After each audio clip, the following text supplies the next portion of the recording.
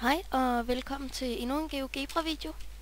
Den her gang vil jeg vise jer, hvordan man laver simple figurer i GeoGebra. Der er flere forskellige måder. Du kan enten gå herind, bare tage et normalt punkt, og så sætte det, som din figur skal være.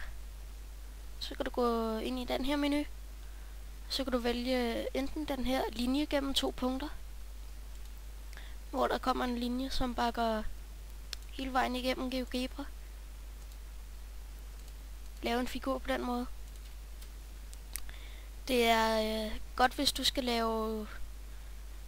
du skal finde, for eksempel lave en streg igennem ting, eller lave trekanter ud af firkanter, som I kan se, der er lige kommet 3 her, og så videre.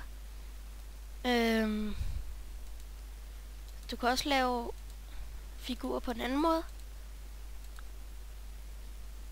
med samme menu, bare herinde nummer 2, linjestykke mellem to punkter. Det virker på samme måde, den går bare ikke hele vejen igennem. Den sidder bare mellem de her to punkter, så fylder det ikke lige så meget, hvilket kan være smart. En anden måde, du kan lave figurer på, det er inde i den her menu, og så polygon, hvor du så bare klikker sådan, som figuren skal være. Så kan du lave en masse sjove figurer. Det er, som folk siger, kun fantasien, der sætter grænser. Ui.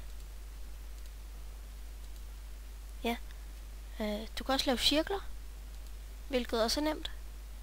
Du kan starte med den første, hvor du egentlig bare klikker et sted. Det er midten af cirklen, og så klikker et andet sted. Det er der, hvor kanten er. Der er også andre menuer. Du kan lave en cirkel, hvor du sætter 3 punkter, hvilket gør det lidt mere præcist, hvordan cirklen skal være. Eller du kan lave en halv cirkel. Så nemt er det. Du kan også lave en kvart cirkel. Eller hvor meget du nu vil have. Super simpelt. Eller bare et cirkeludsnit, som også er lidt mere præcist, hvor du bruger 3 punkter.